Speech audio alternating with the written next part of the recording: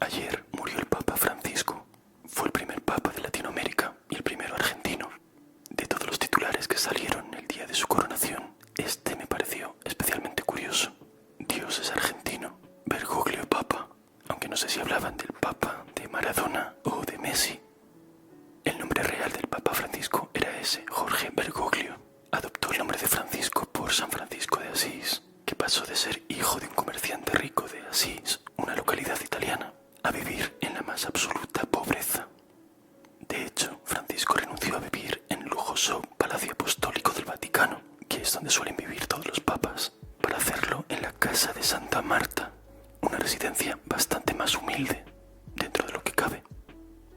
¿De dónde viene esto de que los papas se cambien de nombre?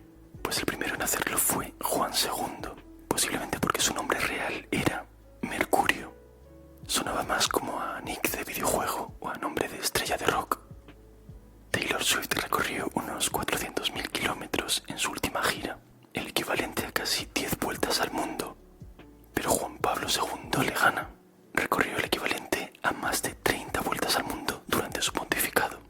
Fue el papa más viajero de la historia. No sabemos si el futuro papa volverá a vivir en el Palacio Apostólico del Vaticano.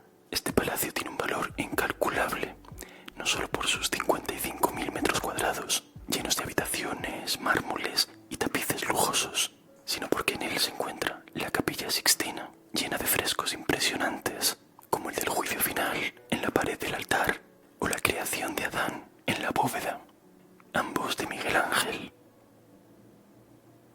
Una curiosidad de Miguel Ángel o Michelangelo: no se consideraba pintor, aceptó el encargo de pintar el techo de la capilla casi a regañadientes y acabó revolucionando la historia del arte. Se consideraba solamente escultor. Esta obra, La Piedad, fue la única que firmó porque había gente que decía que no lo había hecho él. La palabra papa viene del griego papas, que significa padre. Para la Iglesia, el papa es el padre, o el daddy podríamos decir, el representante de Dios en la tierra, nada menos. Pero ojo, solo para la Iglesia católica. Hay que recordar que solo el 50% de todos los cristianos son católicos, el 37% son protestantes, evangélicos, pentecostales, baptistas y el 12% ortodoxos. Es decir, la mitad del cristianismo no reconoce al Papa como su líder espiritual, ni lo sigue, ni le hace caso, ni mucho menos le besarían las manos. Hablando de eso, Francisco fue famoso por sus besamanos con cobra, y es que Bergoglio evitaba que le besaran las manos, en parte, según dijo, por higiene, para evitar contagios, pero también porque no se sentía cómodo con un gesto tan simbólico de poder. No quería que le rindiesen pleitesía de esa manera.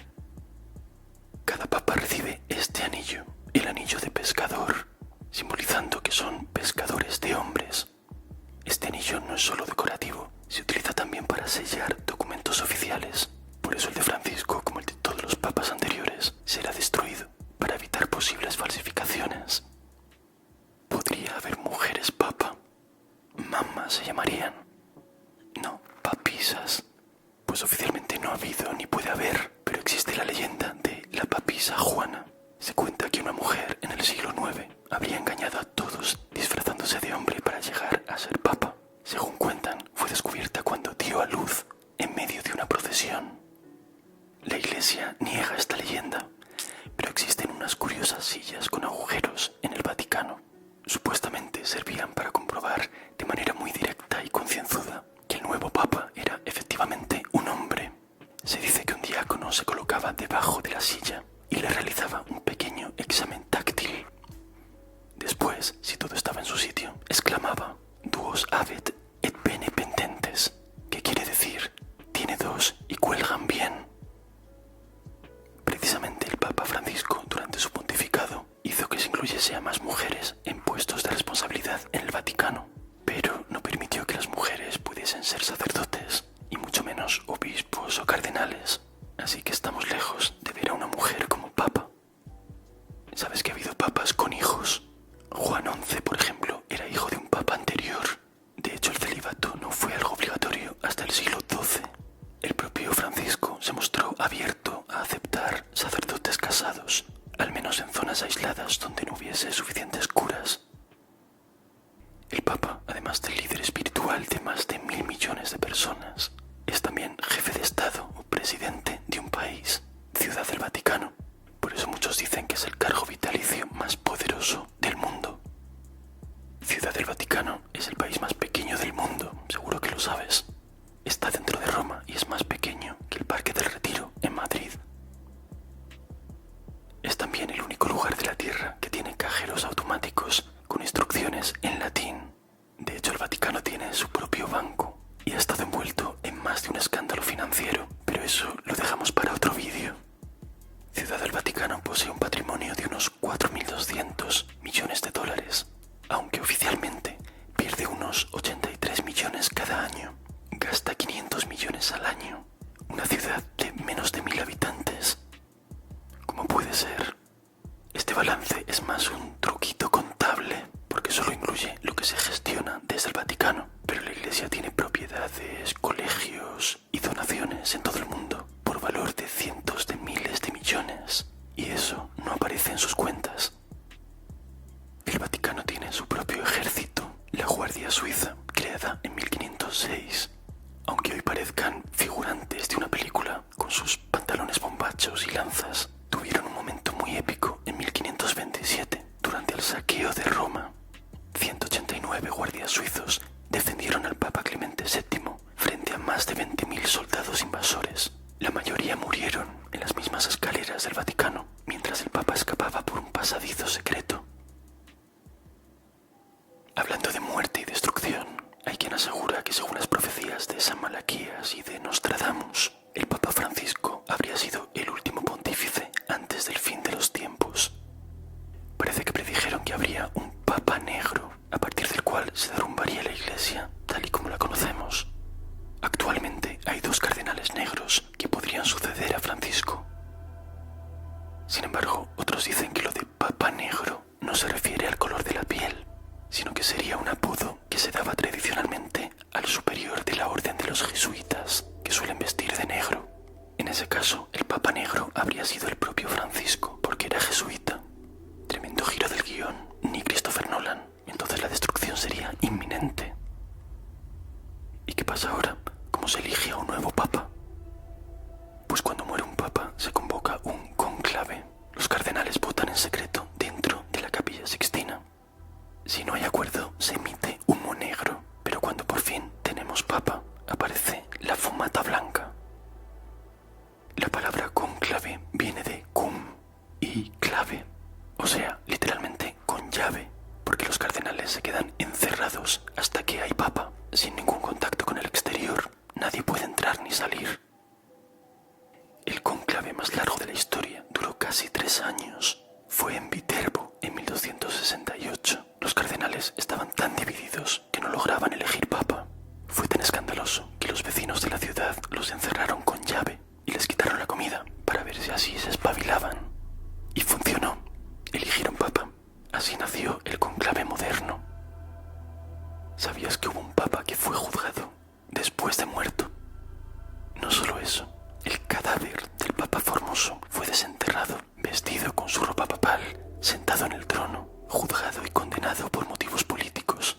A este suceso tan macabro se le llamó concilio cadavérico. ¿Y sabes que hay más de 100 papas enterrados en cuevas bajo el Vaticano? Las grutas vaticanas, que se encuentran bajo la Basílica de San Pedro en el Vaticano, guardan tumbas de decenas de papas, muchas de ellas aún sin identificar del todo. La Basílica de San Pedro tiene la cúpula más grande del mundo, con 136 metros de altura, que habría debajo la Estatua de la Libertad, con base y todo. Fue obra de Miguel Ángel, que aceptó el encargo a los 70 años, a pesar de no considerarse tampoco arquitecto. Además de un cargo muy poderoso, ser papa era un trabajo de riesgo, especialmente en la Edad Media. De los 266 papas que ha habido hasta ahora, al menos 10 de ellos han sido asesinados y muchos más murieron en circunstancias bastante sospechosas. Parece que el envenenamiento y el estrangulamiento era lo que más se estilaba por aquel entonces. Por no hablar de que durante los primeros siglos del cristianismo, ser papa era básicamente un billete al martirio. Desde San Pedro, que según la tradición fue crucificado boca abajo,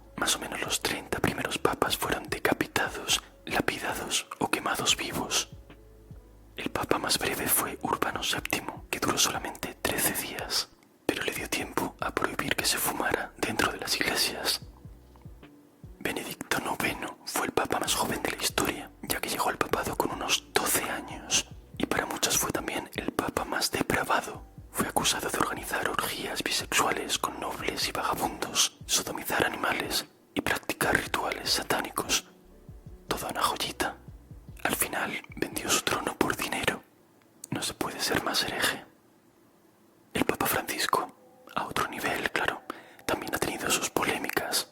Permitió bendecir a parejas homosexuales, algo impensable hace solamente algunos años. Firmó un acuerdo con el gobierno comunista de China, que muchos vieron como una traición a los católicos perseguidos en el país, y podría haber sido mucho más contundente con los abusos sexuales por parte de algunos miembros de la Iglesia. Ha sido aplaudido por unos como un papa muy valiente y social, y criticado por otros por ir demasiado lejos, o al contrario, por no hacer lo suficiente. Pero terminemos en alto, con algo que resume bastante bien, creo yo, la personalidad de Bergoglio. Sus platos favoritos eran una sencilla pizza, mejor si es a caballo, o sea con huevo frito y papas encima,